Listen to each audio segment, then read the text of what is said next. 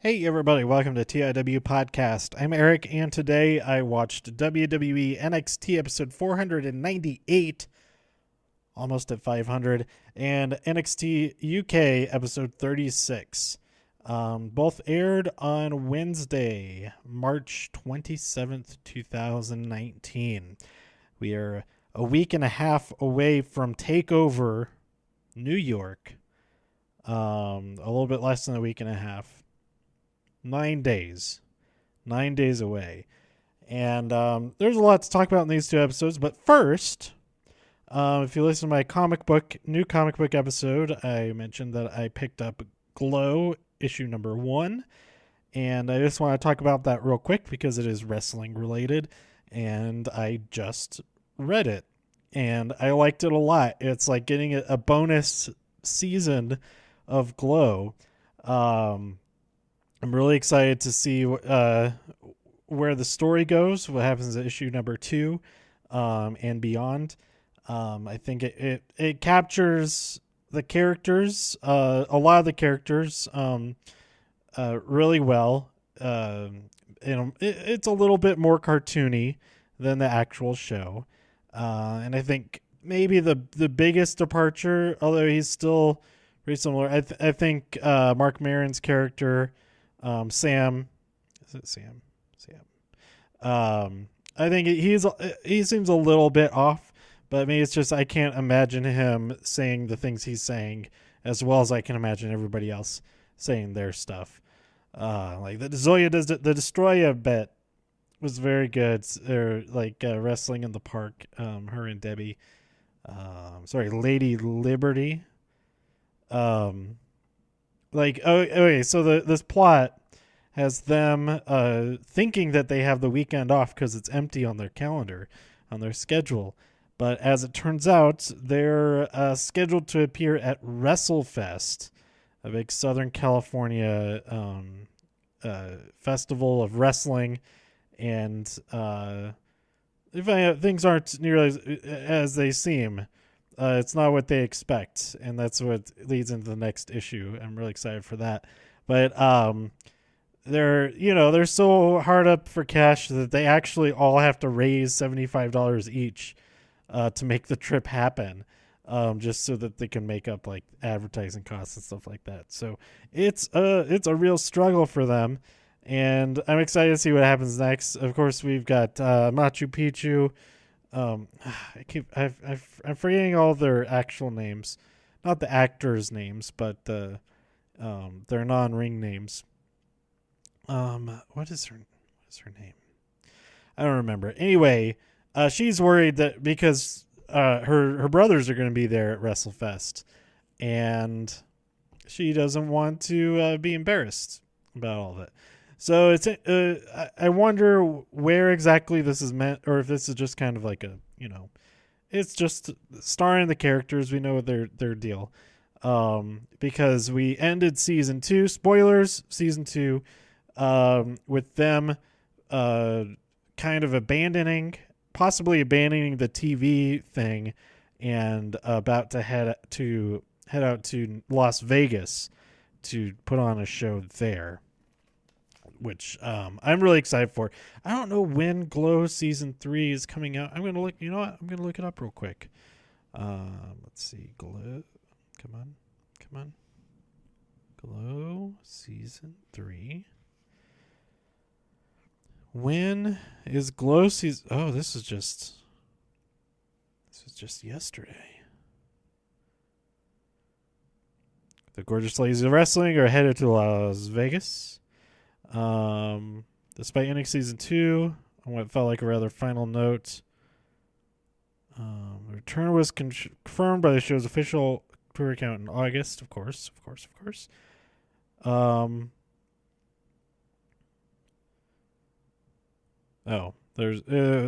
been no official announcement yet, but probably in the summer again. I'm excited. That show is so good. Go watch season 1 and 2. It's awesome.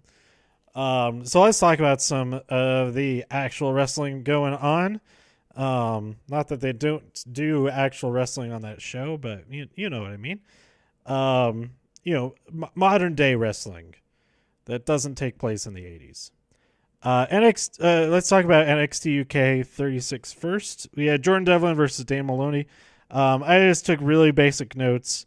There's a couple of specifics I do want to talk about. Jordan Devlin won that match. Cassius Ohno apologized to Ashton Smith for what he did or whatever, and he has his sights set on Travis Banks. I read a comment that somebody was like, "Oh, you gotta check out NXT UK. A great rivalry has been set in place now." And I thought they were talking about this, and I was like, "Okay, I guess that's you haven't seen that before." Cassius Ohno versus Travis Banks, okay. But that was not what they're talking about. I don't think that's what they were talking about. Because Xia Brookside fought Rhea Ripley. This is not the rivalry I'm talking about either. Rhea Ripley won, of course, but she had a little bit of trouble. Rhea was angry. I really enjoyed this promo from her, saying that she runs the place or whatever. She's the best, all that. But somebody has something to say about that. Piper Niven, she's officially in NXT UK, and said, "Oh, you think you're the best?" Or I forget what the exact words were. Well, not anymore. She just says like that one line, and it's pretty much perfect. And I'm excited to see these two fight to the death, not to the death, but fight. Speaking of Dakota Kai, did not say the specifics, but she shared the news that she has specifics of what her recovery time frame could be, and that is pretty awesome. I'm excited for her. That's great news. She seemed excited. She seemed happy about it, so I'm assuming that it's a good thing that she knows that. If it was like, oh, it's gonna be 3 years, she probably wouldn't have been as excited for that. But anyway, then we had Mark Andrews versus Noam Dar. Speaking of injuries, oh man, what a bummer. I knew that this was. I had read about the injuries happening. I didn't remember exactly what the injuries were. So like there was like throughout this match, I was like, oh no, is this it? Oh god, no, is this it? Is this it? Is this it? But it was finally a Frankensteiner that went wrong. During it, it looked like, I don't even know what exactly happened with that. If the damage was done during this, or if that move just went wrong because the damage had already been done before that. But both Noam Dar and Mark Andrews had hurt left knee areas, like their knee or their leg. So it was kind of interesting coincidence for it to be both of their left legs. It did look like it could have been a nasty thing for Mark Andrews' head or neck. But at least from what they presented on TV, it was that his leg was messed up. So the match up to that point, like until that happened, this match was awesome, fantastic. I was enjoying every second of it, other than the wincing every move, thinking like, is this it? Is this it? Oh no. So go check this out. Just be warned. Just be aware that this injury happens, which is like a huge bummer. And I hope that they both recover well. I haven't been keeping up on the updates and stuff, because I think this was taped like 3-4 weeks ago, something like that. So they're hopefully well on the way to recovery, if not already completely recovered. If it was something more minor, I think I remember reading that it wasn't something requiring surgery or anything like that. I would hope so, especially since Noam Dar was already out for a really long time because of his left leg earlier with like some tendons or whatnot. I'm just making things up now. I don't remember specifics, so I'll just end with that. Then we have the contract signing between Pete Dunne and Walter. This is pretty cool segment. I enjoy it quite a bit. I'm really excited for this match. And Pete Dunne is excited for this match. I should say Peter. And Walter Seems very excited for this match. Man, either way, this is going to be super memorable. Either Pete Dunne defends the championship against this monster of a man, or Walter ends this ridiculous streak of Pete Dunne's, approaching 700. No, yeah, approaching 700 days. I think he's at like 674 or so right now. So that means it'll be like 683 at Takeover. So if he's going to reach 700, he has to retain that against Walter. So yeah, I am really excited for that match. Since this episode aired, it looked like Rhea Ripley got injured, but hopefully just a minor injury. I think I read that it was like a sprain or something. She's sporting that boot, the walking boot. So I hope that she's recovering well. Also, anybody who's injured, I hope they're doing well in and out of wrestling, not just NXT performers. But I really hope that she's at Access. They've released some of the people who are at Access. It looked like let's see, Alexa Bliss is going to be at a couple of them, so that'd be awesome to get to meet her. Interestingly, Ruby Riott is listed for one day, one session, and Liv Morgan and Sarah Logan were in a different session. So they're not all together. I thought that was kind of weird. It'll be sad not to see them all together. It was so awesome meeting them at the Royal Rumble Access, because they were all together, and I met them, like they had already been out there for like an hour and a half or something, and they were still amped up and having fun, and it was so awesome. So it's kind of sad if Ruby Riott's on her own. What a bummer. But it's awesome to meet any of them anyway. Who else is going to be on there? They had Toni Storm on there, so I was hoping that they'd have Rhea Ripley on there if she's going to even be at Access. But it also said like plus legends and NXT and 205 Live superstars. So it seems more that Toni Storm got the special. Well, she is the champion, so it makes sense for them to list her on there. But like Buddy Murphy wasn't on there, or maybe I just didn't notice if he was. But I'm excited. It's gonna be a really fun weekend. It's pretty much a whole week. Thursday through Tuesday is where I'll be out there. Well, through Wednesday, I'm flying back home on Wednesday, so it is a whole entire week of doing stuff, and I think it's gonna be good. It's gonna be good. I downloaded the app. It's like I forget what it's called.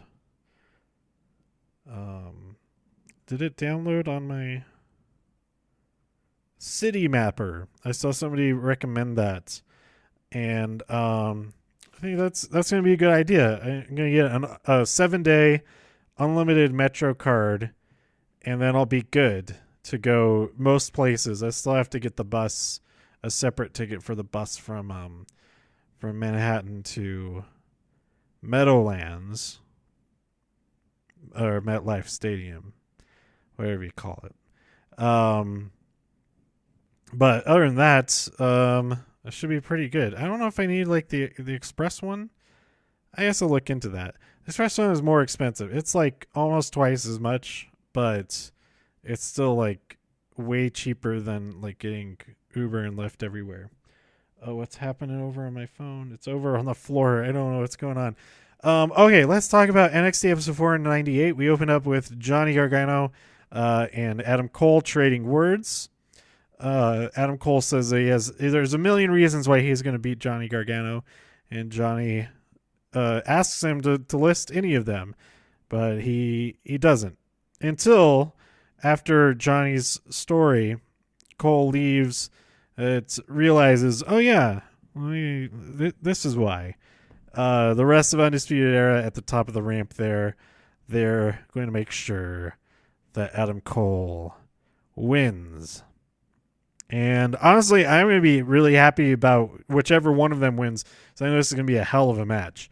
Johnny Gargano versus Adam Cole for the NXT Championship. That's going to be fantastic. Then we had Vanessa Bourne and Aaliyah versus Lacey Lane and Casey Catanzaro. This is a pretty... it was shaping up to be a pretty fun match.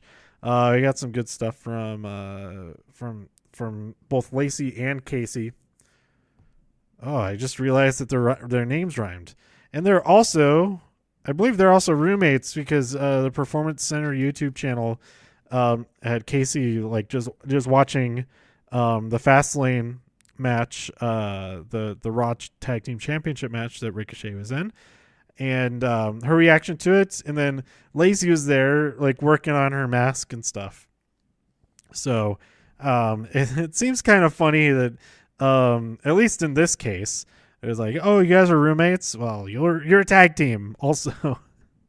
But I guess it would kind of line up that way if you're like, oh, I really get along with this person. Can I tag team with them? Let's give that a try. And it's like, oh, you do work really well together, so that makes sense. This match was won by disqualification because Shayna Baszler, Jessamine Duke, and Maria Shafir, they came out. They shoot away Vanessa Bourne and Aaliyah and then beat up Lacey and Casey. So they get disqualification. Casey put up a good fight against Shayna, but Shayna just put her to sleep in the end. So, yeah, I don't know why they're picking on these two. They have nothing to do. They have nothing to do with this match. They should be sending a message to the... I guess it's kind of sending a message to them. But to the ladies that they're fighting, Kairi, Io, Bianca, those are the three that should be attacking. She's just a bully now. She's always been just a bully anyway.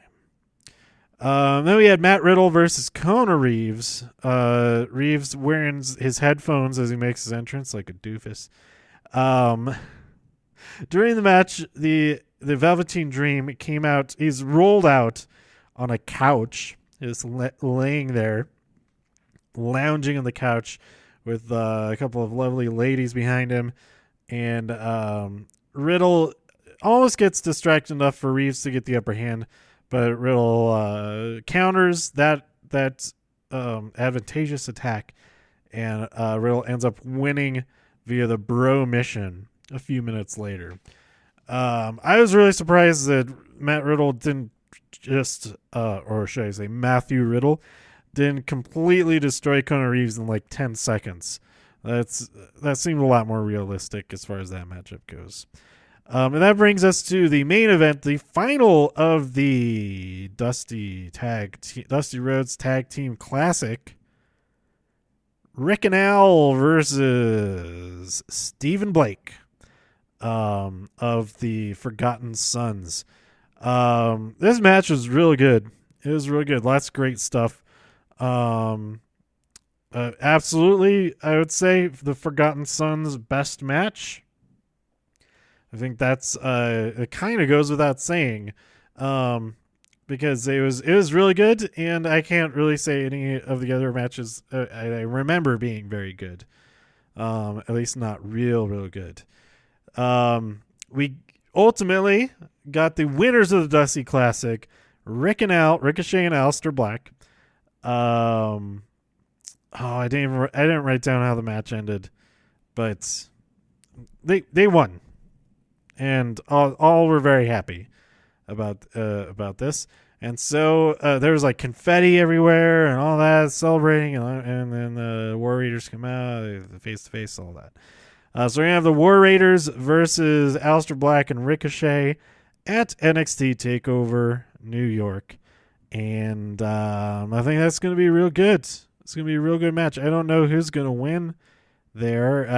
I'm kind of assuming that War Raiders will will defend their championships, just because Ricochet and Aleister Black, they're on the main roster now. They're on Raw and SmackDown, laying down the Raw SmackDowns week after week, episode after episode. It's kind of silly that they're still stuck here not wasting, but spending so much time on these NXT shows. So we'll see how all of that ends up. It'll be really interesting if they're in the in either of the tag team matches, either for Raw or SmackDown for those championships, because neither of those matches has been announced yet. So I'm guessing that they're gonna figure all of that out or announce stuff at the Go Home shows next week. So yeah, it would be. I know, Aleister Black and Ricochet, they're awesome individuals. They should be going after, doing their own thing. But they're a tag team right now, and if we get to see them in 2 championship matches, WrestleMania weekends, that's pretty friggin' cool. And I'm very excited for that. They could potentially have 3 if they then have another one on either Raw or SmackDown later on. So we'll see how all of that goes. An interesting thing, Nikki Cross posted her times, like the autograph and then signing, but then she put that on Monday that she's going to be in matches. She's going to have a match of some kind at Access. So I'm interested to see what that's all about. They haven't, as far as I've seen, they haven't said what exactly they're going to be filming at Access. If they are filming anything there, I was kind of figuring they may do another like special, like the Worlds Collide thing, or at the very least record some NXT UK episodes. And I guess they would have to start that. They'd have to do that like all on Saturday and Sunday, I'd imagine. I guess they could do they could do a good portion of it before that. It's only the NXT UK or the WWE UK Championship that's in at Takeover, but I'm looking forward to. It's going to be so awesome. I'm mostly the only thing I'm worried about is actually getting from place to place, and but I think once I'm actually just get there, actually in the city, that I'll be good to go for whatever's happening. Whatever's happening, I know what's happening. I know what my schedule is. I know all the events that I'm going to. I'm determined not to add all kinds of extra stuff. I'm not going to go to any midnight stuff because I did that last year, and that was on top of already like getting in like really late at night and then having to wake up only like 4 hours later because I ended up like staying up really late and all of that. I am getting in and then going right to Access on Thursday night, but then the next day I'm only doing 2 things. I'm going to Shimmer, which is at like 1 p.m.